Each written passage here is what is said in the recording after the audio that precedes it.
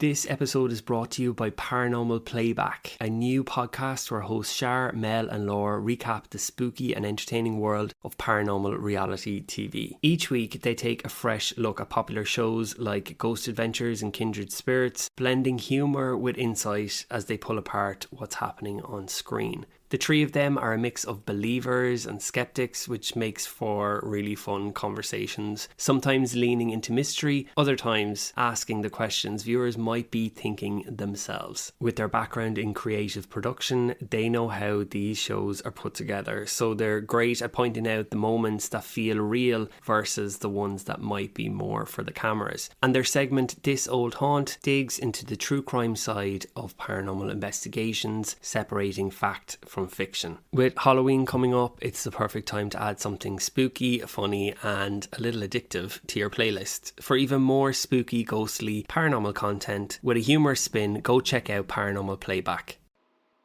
I saw it sitting there, watching me. It wasn't human. It was something else.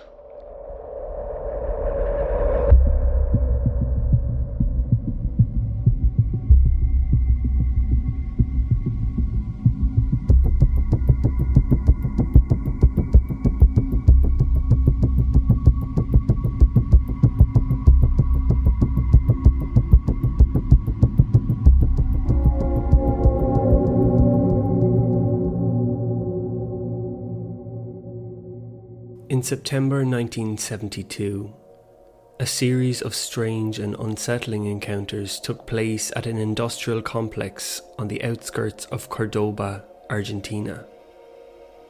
What started as a routine shift for a handful of night workers quickly turned into something far more chilling. Something that would leave them questioning reality itself. Witnesses described an intruder unlike anything they had seen before. Was it a man, a beast, or something that defied all explanation? At the heart of this mystery was the Santa Isabel manufacturing plant owned by the Renault Motoring Company. The facility was a sprawling, self-contained city of its own, stretching across 200 hectares and housing multiple production buildings, warehouses and service roads. By the early 1970s, it had already become a vital part of Argentina's industrial economy. Yet, outside of the automotive industry, few people knew of its existence until the final weeks of 1972, when a story began circulating in newspapers across the country. It all began on the night of September 21st.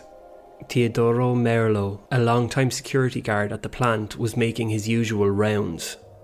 His shift was predictable, locking doors, checking empty rooms, ensuring everything was in order for the following day.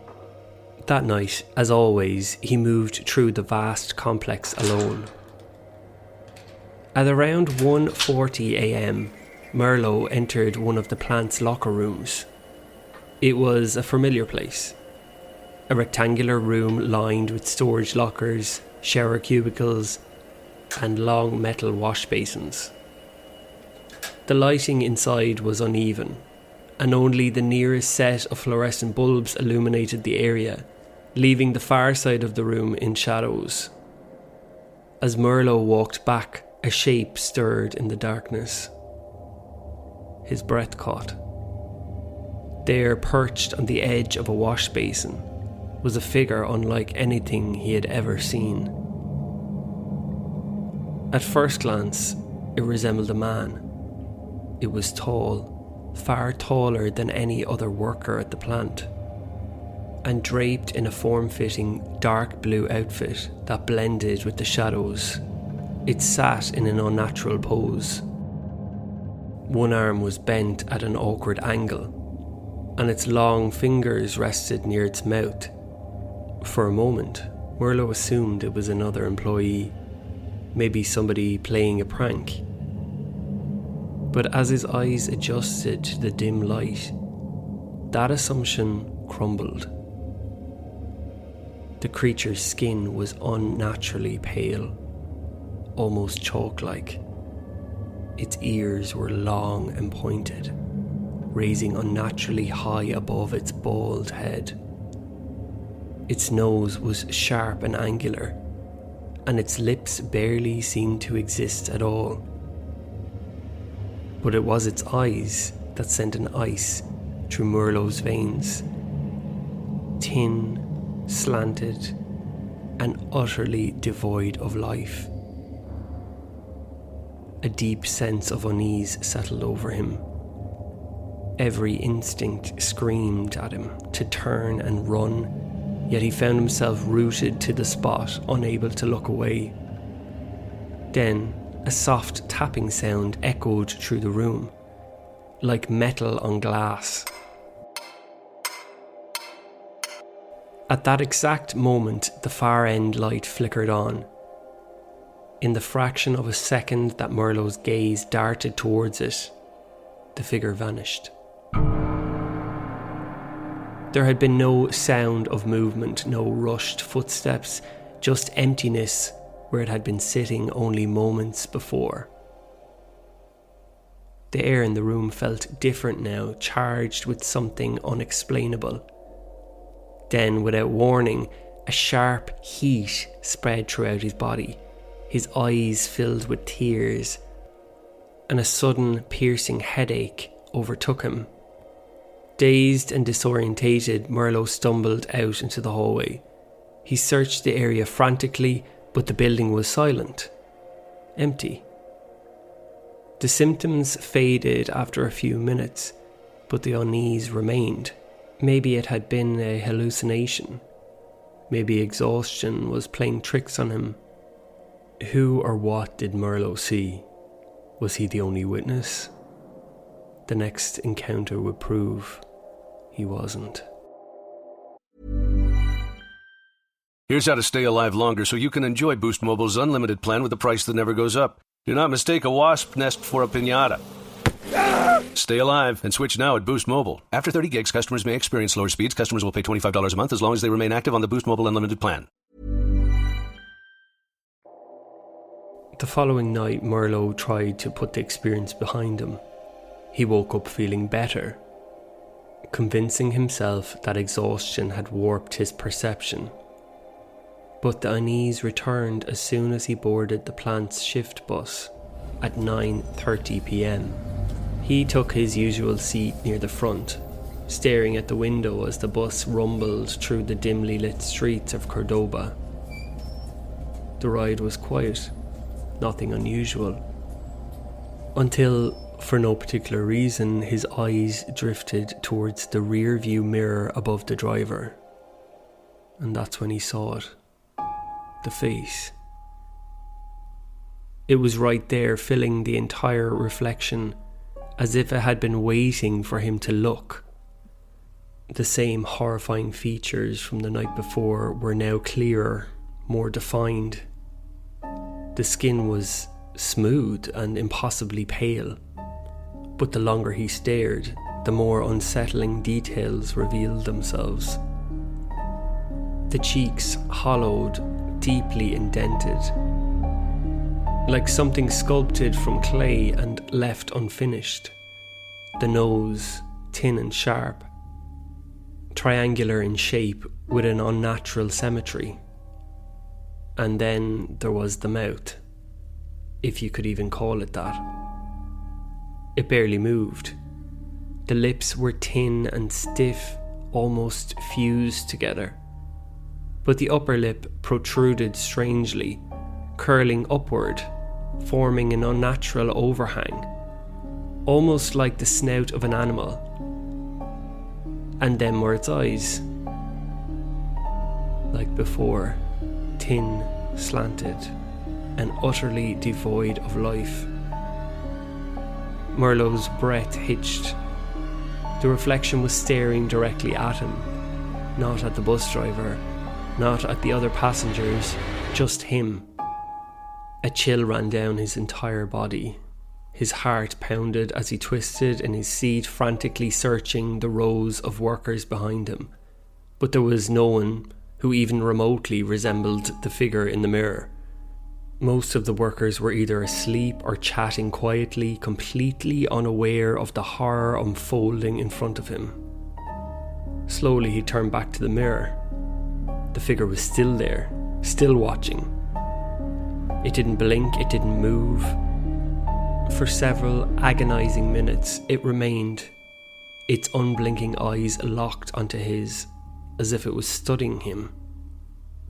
Then, as suddenly as it had appeared, it began to fade.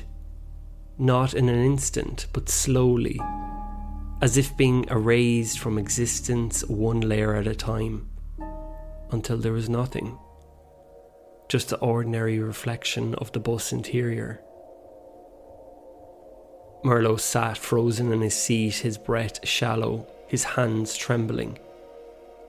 He had seen it again, and this time, it had seen him too. By the time Merlot arrived at the plant, he was shaken to his core. He immediately reported the incident to his superiors, even providing them a rough sketch of the figure. The response was indifferent. They listened but offered no explanation, no comfort. "Keep it to yourself," they told him. Merlot tried to move on, but something had changed. Over the following nights, he began noticing strange disturbances around him. The lights in certain areas would flicker violently when he stepped inside, only to return to normal the second he left. One night, while making his rounds, he glanced at his watch and saw it was exactly 2:17 a.m. A moment later he checked it again, 2:42 a.m. 25 minutes gone. The worst part? He had no memory of where he had been during that time. It was as if something or someone had erased it. 6 days later, another employee would come face to face with the entity, and this time, it didn't vanish. On the night of September 27th, nearly a week after Merlot's encounter, another worker at the Santa Isabel plant would come face to face with the entity. His name was Enrique Moreno, a 19-year-old administrator responsible for delivering documents across the vast industrial complex. No one had told him about the strange intruder lurking in the shadows. His encounter was about to get far more intense. It was just after 10:30 p.m. when Moreno arrived at the engineering department to collect paperwork for delivery. The shift was routine, quiet, uneventful. That was until, as he gathered the documents, the lights suddenly flickered. Not once, not twice, 3 times. At the same moment, a deep mechanical hum filled the air, a sound that reminded him of a turbine spinning up to speed. His stomach tightened. The engineering department was mostly deserted at this hour, and there was no machinery running anywhere nearby. Then the noise stopped. The lights stabilised. Everything was quiet again. Brushing it off as a power fluctuation, Moreno finished his task and left the office, climbing onto his motorised cart to begin his route back to the security gate. That's when he saw it. A shadow moving behind a stack of metal chassis. At first it didn't register as anything unusual, maybe a co-worker cutting through the storage area. But as he drew closer, the figure emerged from behind the stacked metal frames, and something about the way it moved sent a deep, primal unease through Moreno's body. It was unnaturally tall, nearly 8 feet, its head dangerously close to the overhead lights. Moreno's breath hitched. Then it turned to face him, and that's when he realised something was wrong. It didn't pivot its head like a person would. Instead, its entire body rotated as one, the movement unnaturally stiff and mechanical. No shift of the shoulders, no natural bend at the waist, just a rigid, unnatural swivel. as if its body wasn't built to move the way humans should. Moreno's stomach churned. The arms hung completely still, long and motionless at its sides, as if it weren't designed to move independently. Even its legs, when it took a step forward, barely bent at the knees, giving a slow, gliding quality that made it look more like a puppet than a living creature. And then his motor cart stalled. The engine spluttered once, twice, then completely went dead. A wave of intense pressure crashed over him. It was as if an invisible force had wrapped around his body, pinning him in place. His limbs felt heavy, his chest constricted, his ears rang with the same deep hum from earlier. And then the smell hit him. Burning, acrid, like overheated metal. The figure continued to stare, unmoving.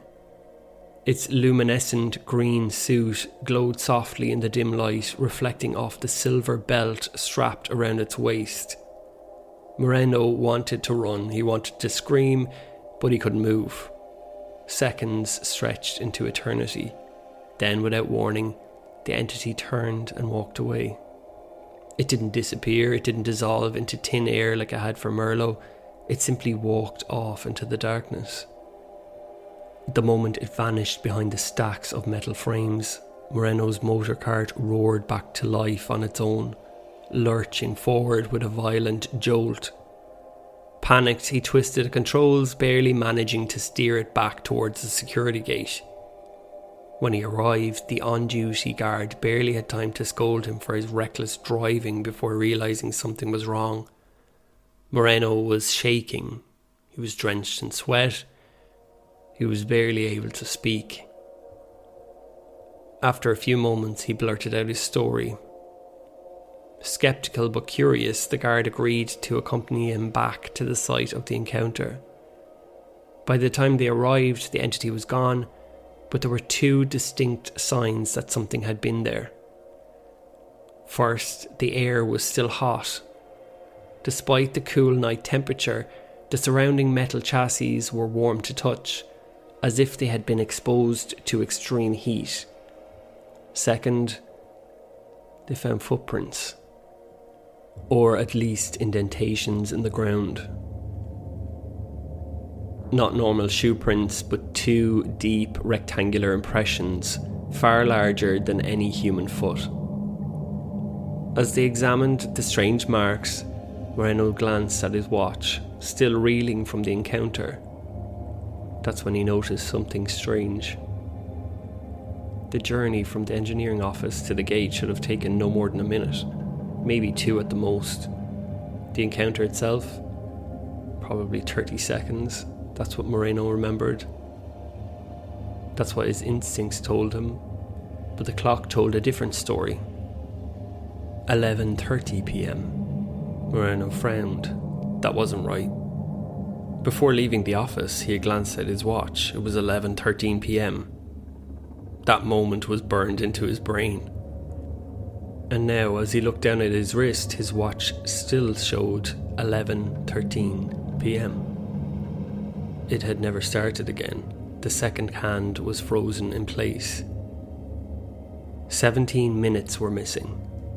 He hadn't blacked out, he was certain of that. He remembered everything up until the entity disappeared. But somehow, between then and his arrival at the gate, time had slipped away. Or even worse, he had slipped out of time. There was something else. As Moreno rubbed his thumb over the watch, he noticed it was warm. Not just warm, but the sides were hot. The next morning, Moreno took the watch to a repair shop in town. The technician studied it carefully, testing the internal components, raised his brows furrowed. "Are you sure you didn't put this near any magnets?" Moreno shook his head. "No, why?"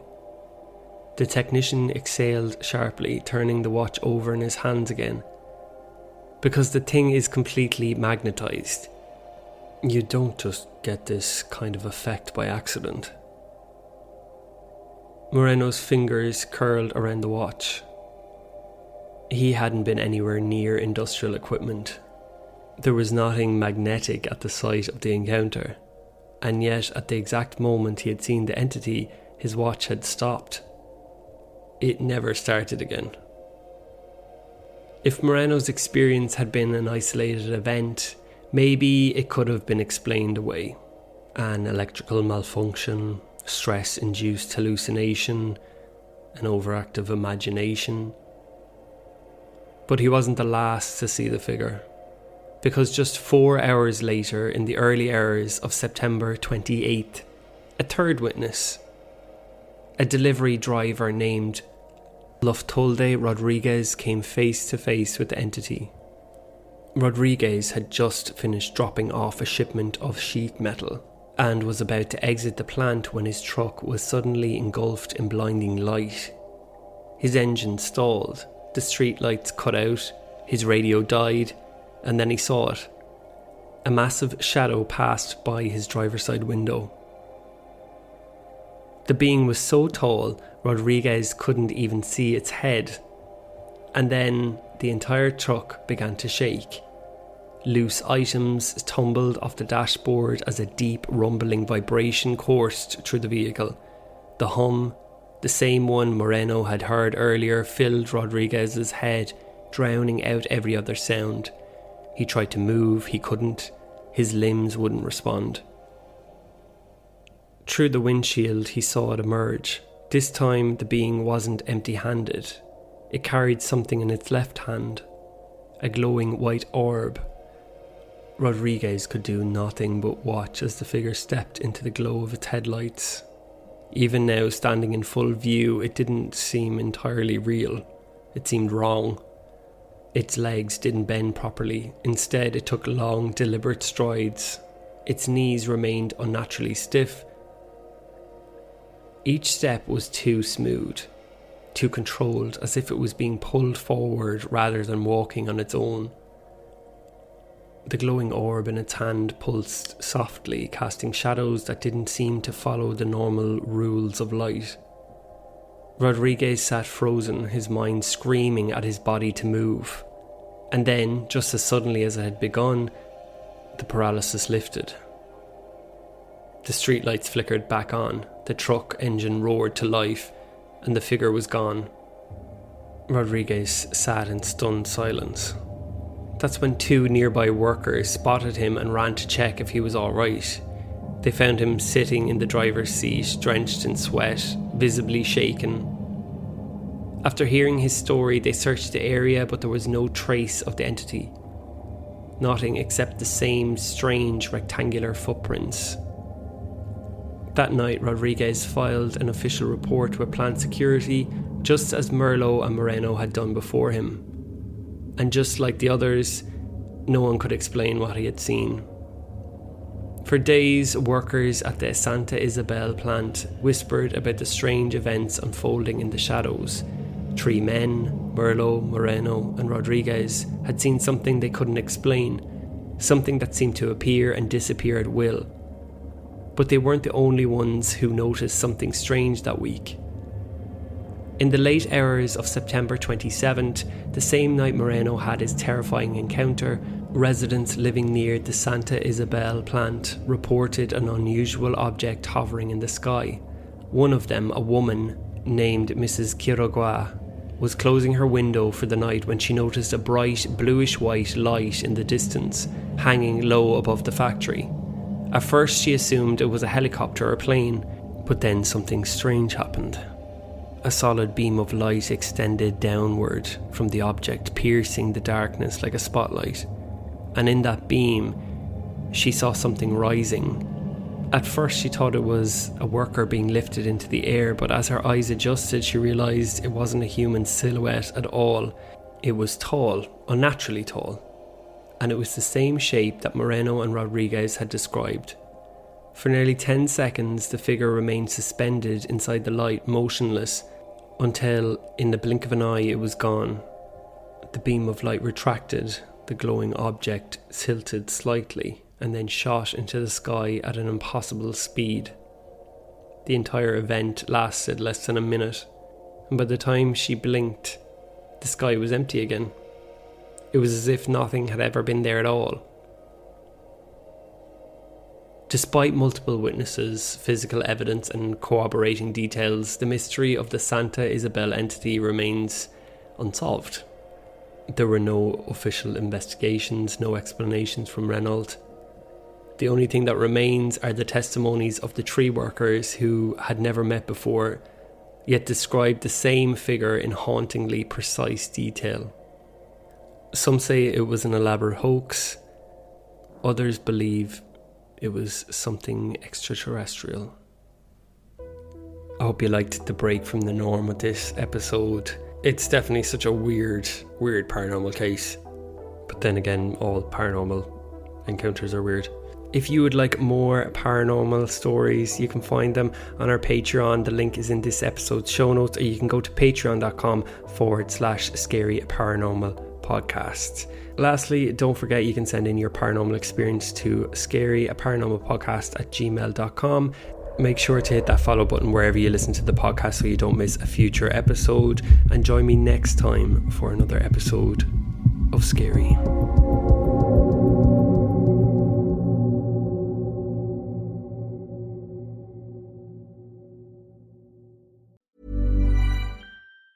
You open the fridge, there's nothing there. So what's it gonna be? Greasy pizza? Sad drive-thru burgers? Dish by Blue Apron is for nights like that. These are the pre-made meals of your dreams. At least 20 grams of protein, no artificial flavors or colors, no chopping, no cleanup, no guilt. Keep the flavor, ditch the subscription. Get 20% off your first 2 orders with code APRON20. Terms and conditions apply. Visit blueapron.com/terms for more.